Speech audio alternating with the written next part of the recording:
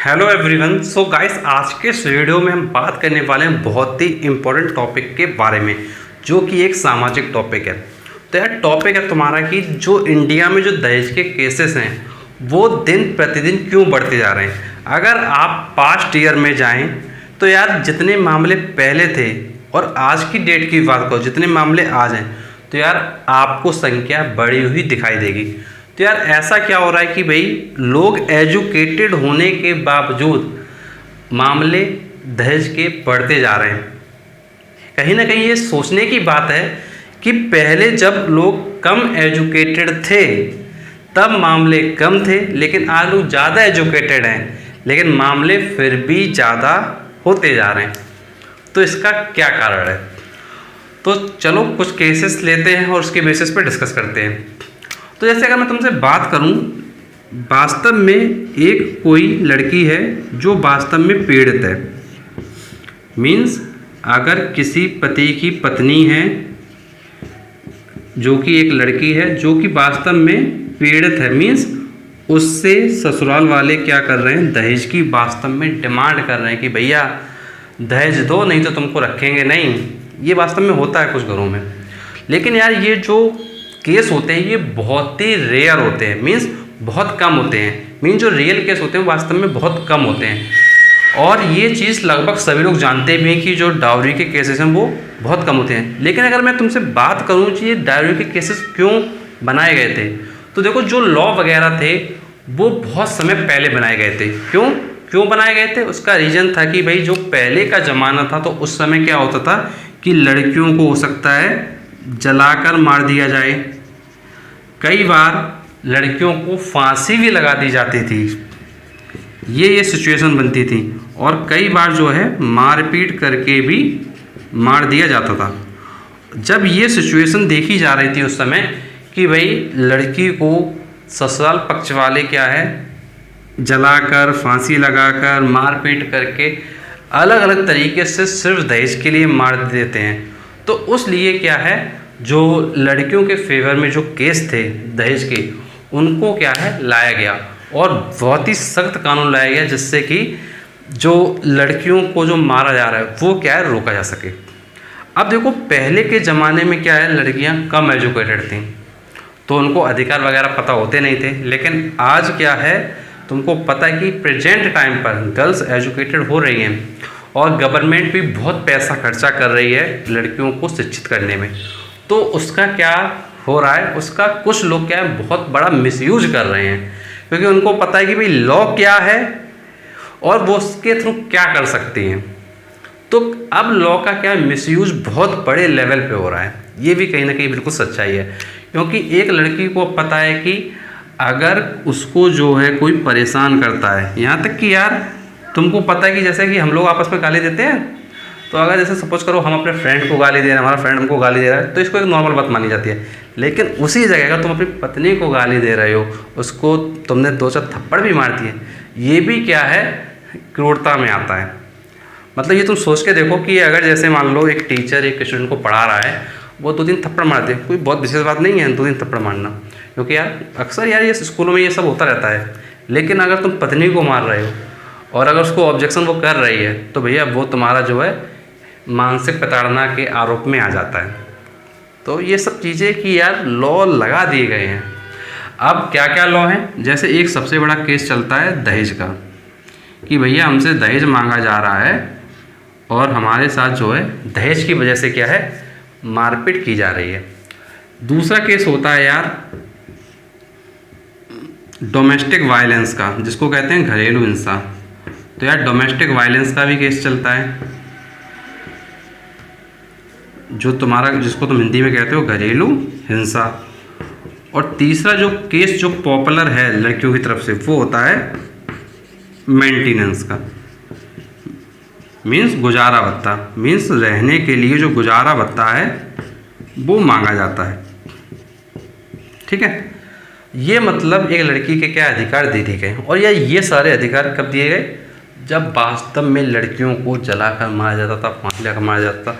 लेकिन आज तुम कुछ सोच के देखो कि जो आज का समय जो चेंज हो रहा है, लड़कियां जब एजुकेटेड हो रही हैं उनको ये अधिकार तो पता है, लेकिन यार वो इन अधिकारों का क्या मिसयूज़ कर रही हैं। अब मिसयूज़ कैसे हो रहा है वो मैं तुमको समझाता हूँ। जैसे फॉर एग्जांपल एक हम कोई भी गर्ल्स का एग्जांपल ले लें।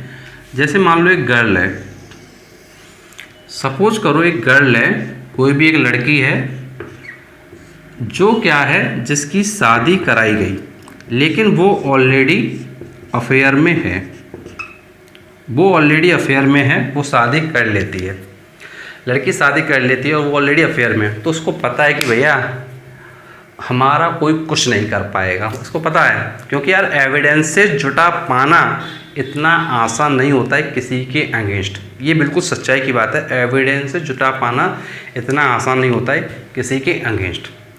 तो उसको पता है कि भैया कोई कुछ नहीं कर पाएगा, तो भाई वो अपने पति को, अपने ससुराल वालों को बिल्कुल आराम से खुलेआम धमकी दे देती है, दहेज का केस लगा देंगे, घरेलू हिंसा केस लगा देंगे, गुजारा भत्ता लगा देंगे, ज़िंदगी भर जेल में सड़ोगे।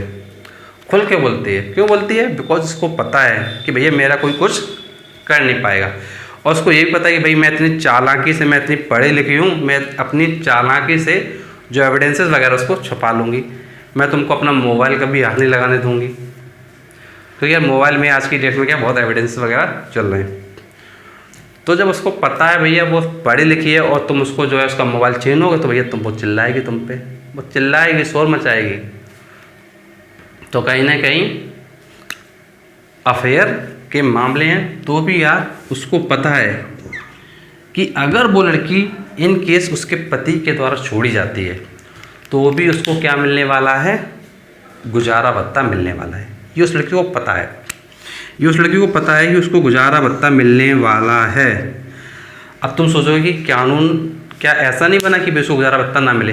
कानून तब बना है अगर तुम ये साबित कर दो कि वास्तव में उसका अफेयर चल रहा है। लेकिन समस्या तो यही है कि भाई चीज़ें साबित करना इतना ईजी नहीं है, बहुत टफ है साबित करना। तुम साबित नहीं कर पाओगे और तुमको जो है ये गुजारा भत्ता क्या है, देना पड़ेगा।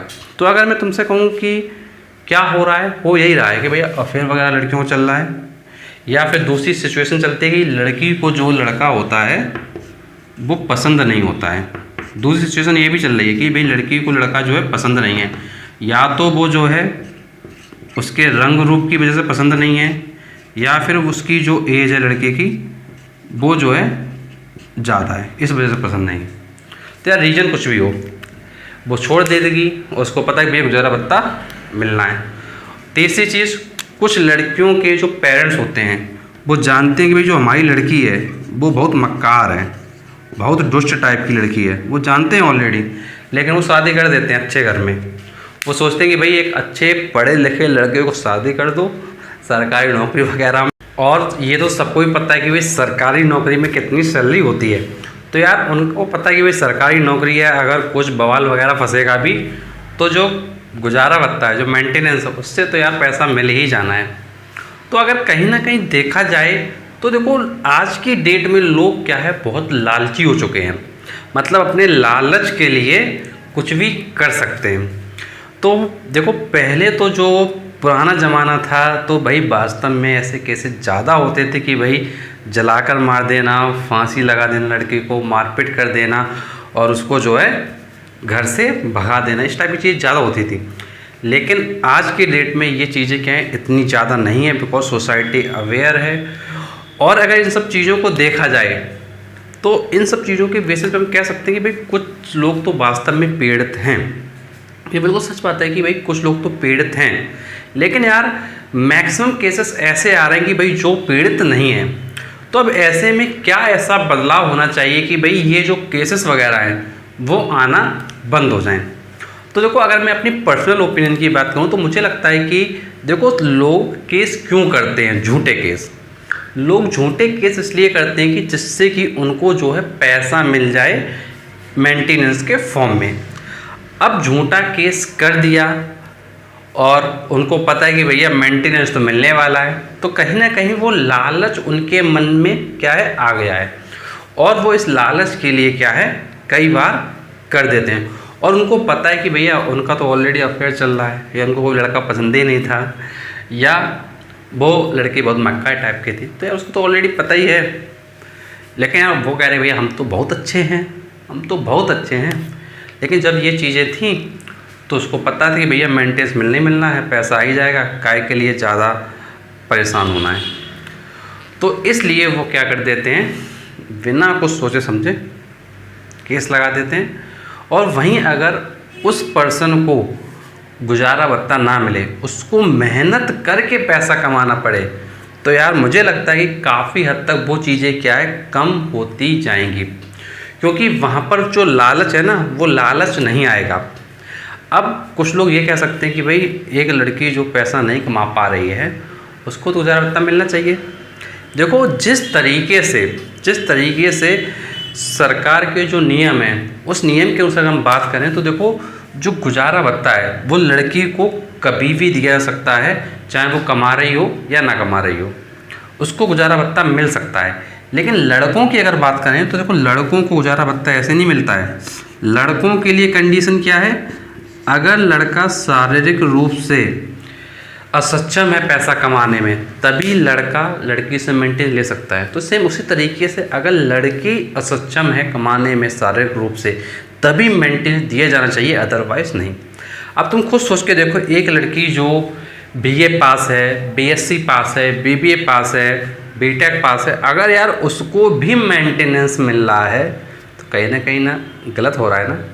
यार वो लड़की खुद कमा सकती है, खर्चे अपने चला सकती है, लेकिन उसको पता है कि भैया अगर हम कमाएंगे तो हम कम कमा पाएंगे, लेकिन हमारा जो हस्बैंड है वो यार सरकारी नौकरी में है या किसी अच्छी जॉब में है, उससे ज़्यादा पैसा मिल जाएगा, तो काय फालतू के लिए कमाएं। तो उसको पता है तो भैया वो गुजारा भत्ता लेगी ना। लेकिन अगर इस रूल को बदल दिया जाए तो फिर डेफिनेटली कहीं ना कहीं मुझे लगता है कि भाई कुछ केसेस डेफिनेटली कम होंगे। जो लालच के लिए केस करते हैं वो डेफिनेटली रुकेंगे, क्योंकि लालच कहीं ना कहीं सबसे ज़्यादा सामने आ रहा है और पैसे के लिए ही लोग ऐसा कर रहे हैं। और उनको पता है कि अगर उन्होंने झूठा दहेज का केस लगाया है, झूठा डोमेस्टिक वायलेंस का केस लगाया है, तो अगर वो केस लड़ेंगे भी और उनको कुछ मिलने वाला नहीं है, सिर्फ अपनी जेब से जाने वाला है, तो वो झूठे एलिगेशन लगाएंगे ही नहीं। झूठे एलिगेशन क्यों लगा रहे हैं कि भैया ये लोग परेशान होंगे ससुराल वाले, और जो है हमको गुजारा भत्ता मिल जाएगा, पैसा भी मिल गया, और जो है उन पे केस भी लग गया, वो लोग परेशान, तो भैया वो लोग खुद ही तुम्हारे सामने झुकेंगे। और एक कहते हैं भाई जो झुकने की लड़ाई होती है कि भाई उसको झुका के रहेंगे, ये भी बहुत बड़ी चीज़ चल रही है आज की डेट में कि भाई नाक रगड़वा देंगे। ये एक बहुत बड़ी चीज़ चल रही है, भाई नाक रगड़वा देंगे, बिल्कुल झुका के रख देंगे। तो ये जो बीमारी है ये भी एक बहुत बड़ी बीमारी है, जिसकी वजह से लोग झूठे एलिगेशन लगा के लोगों को फंसाते हैं, परेशान करते हैं।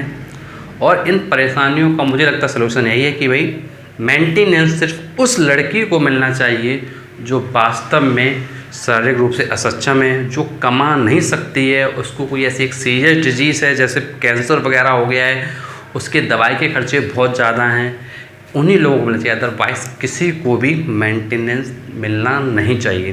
बिकॉज आप खुद सोच के देखिए, छोटे छोटे बच्चे जो पानी के बतासे बेचते हैं, आइसक्रीम बेचते हैं, फालूदा बेचते हैं, यार वो जब 10, 12, 15 साल के बच्चे जब कमा सकते हैं, तो एक वो लड़की जो 18 साल होने के बाद उसकी शादी की गई है, उसके बच्चे अच्छे हो गए हैं, तो वो क्यों नहीं कमा सकती? क्यों नहीं कमा सकती?